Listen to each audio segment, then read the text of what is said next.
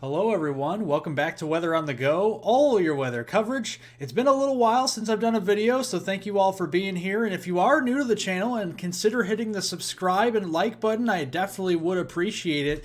So let's get down here to the weather forecast and looking at our temperature anomalies since March 1st. Today is March 12th. We've already went through the first 11 to 12 days of the month, and look out east. We've seen above normal temperatures primarily east of the Rockies and west towards the Rockies and the west coast of the United States.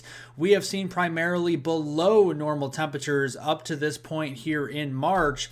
In fact, this morning, our low temperatures across the country are quite mild up here across the upper Midwest, getting into the central and southern plains and really the deep south, waking up to temperatures this morning from the low 40s into the mid 40s and then even into the 50s further south you go this morning. And this afternoon, another spring-like day across the middle of the country. Temperatures will be warming up into the 60s all the way up toward the Minneapolis-St. Paul region, 71 in Chicago, 73 in St. Louis, and mid-70s at 76 degrees in the Dallas-Fort Worth area this afternoon. And let's look at our calculated soil moisture anomaly. So this is from the data on March 10th, so just a day or so ago, but looking at the country as a whole, very wet across California and parts of the western United States. Also very wet across the eastern seaboard from Florida all the way to Maine and everywhere in between. These areas from the upper Midwest down and towards the Missouri Valley, the Ohio River Valley, parts of the Tennessee Valley as well, are seeing below normal soil moisture across this region, and the strongest area of concern is across northeast Iowa, where there is extreme drought that does continue to persist across that region.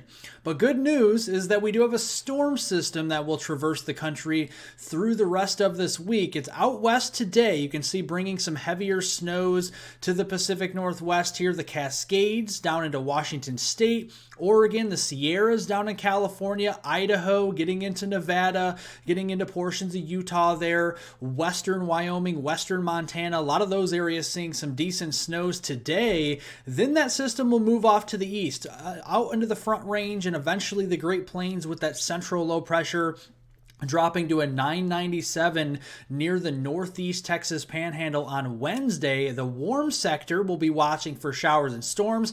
The colder air further west across the Rockies could be giving us some snow there on Wednesday, and then a very decent looking shot at some wet snowfall across portions of Colorado, western Nebraska on up into South Dakota on the cold side of the storm on Thursday. Meanwhile, the warm side of the storm with that warm front surging up towards the Midwest could lead to some heavier showers and thunderstorms and severe weather going into that Thursday time frame.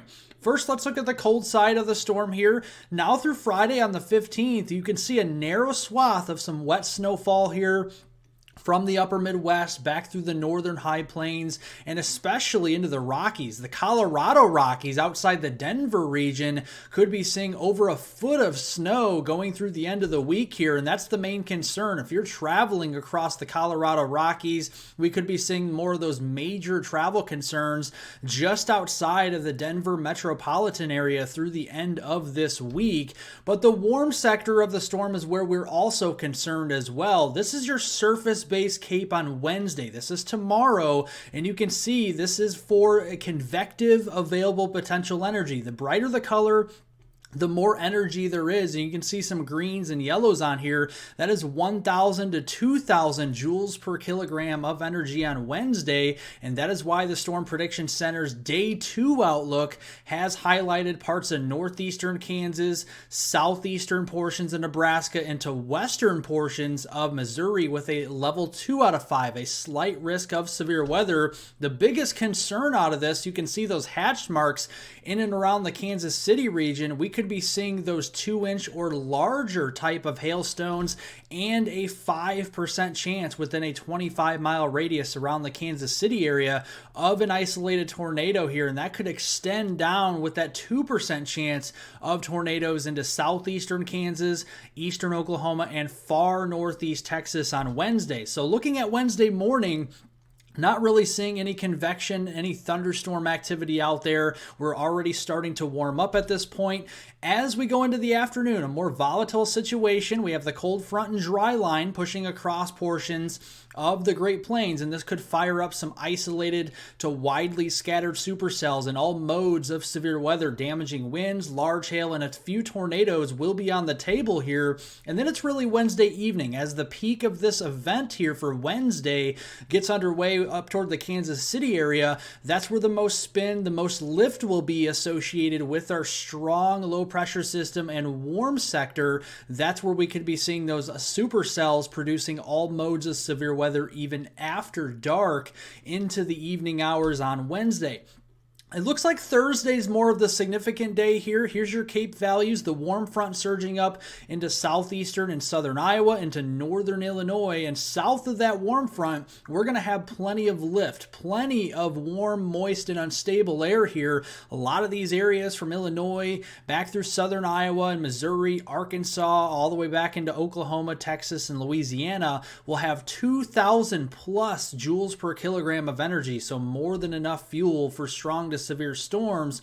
And the slight risk does extend for severe weather from Illinois and Iowa all the way back through Missouri, Arkansas, getting into Louisiana there, into Texas and eastern Oklahoma here. And this too includes a couple areas of some significant severe weather with large to very large hail, damaging winds, and a few tornadoes, especially with the first area up here into southeast Iowa, northeastern Missouri, into west central Illinois, and then down here in the southern mode across southeastern Oklahoma, north and northeast Texas, western portions of Arkansas, and extreme northwestern Louisiana going into that Thursday time frame. So again, Thursday morning looks like more fuel to work with during the morning hours, so we could have some ongoing isolated strong thunderstorms. These would mainly be hail producers. Then as we go into peak heating of the day, Thursday afternoon, here comes the cold front and it's intersecting some of that warm, moist, and unstable air. And then we have some supercell thunderstorms developing all up and down that front from northern Illinois, western Illinois, all the way down through Missouri, Oklahoma, Arkansas, Texas, and Louisiana. And any one of these storms could produce damaging winds, large hail, and tornadoes. And then as we go into Thursday evening, the tendency here will be for storms to persist longer down across the deep south, where more instability, the stronger energy will continue as we start to pinch off that instability axis later in the day further to the north. Looking at our rainfall amounts right through the weekend. This takes you through Sunday the 17th, and the very heavy rains across portions of Dixie Alley and the deep south. We're talking East Texas, Arkansas, parts of southeastern Oklahoma, getting into Louisiana there, into Tennessee, Mississippi, Alabama, North Georgia. Widespread swath here in the purples of at least 2 inches of rain. But in the reds, I'm concerned more about the Jackson, Mississippi region, over towards Birmingham, Tuscaloosa, and Montgomery in Alabama, and then back west here across Shreveport, Baton Rouge, and Alexandria, Louisiana. These areas could be seeing upwards of 4 to 5 inches of rain going through the weekend time frame. Also some very heavy rains across portions of the Midwest and Ohio Valley and up into the Northeast with a swath of 1 to 2 inches in the blue here through the weekend. So definitely seeing a lot of that. And the deep south corridor down here, especially centered on Arkansas. Thursday into Friday, a slight risk for flash flooding. That will extend further south across Dixie Alley Friday into Saturday, and then continuing across Dixie Alley and the deep south as we go Saturday into Sunday this weekend. So multiple days of flash flooding potential that we'll have to watch across the deep south going through the weekend. Now, speaking of the weekend here, this is Saturday. We're also watching here a very strong punch of cold air. You can see this is your 500 millibar height anomalies, and essentially the blue shaded colors have a tendency to produce more active weather, but also colder temperatures this time of year. You can see that ridge across western Canada spiking all the way to the Aleutian Islands and Alaska. That is actually going to lead to more of those colder temperatures draining into the eastern U.S. as we go into Sunday. That gets even stronger here across the Ohio Valley in the Northeast on Monday. and then continues across the eastern U.S., especially across New England, the mid-Atlantic, and the Northeast as we go into Tuesday.